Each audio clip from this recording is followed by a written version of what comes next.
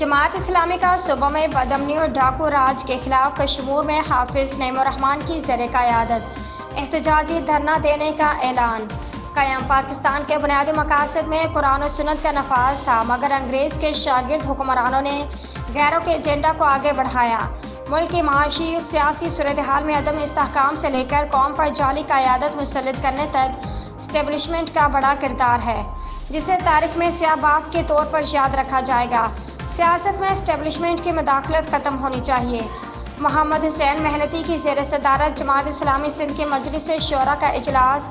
Karachi staff reporter. 11 अगस्त जमात इस्लामी ने सुबह में बदअमनी और डाकू राज के खिलाफ कश्मीर में हाफिज नईमुर्रहमान की ज़र क़यादत एहतजाजी धरना देने का ऐलान करते हुए कहा है कि हुकूमत सूबे में डाकू राज के खात्मे नाकाम साबित हुई है।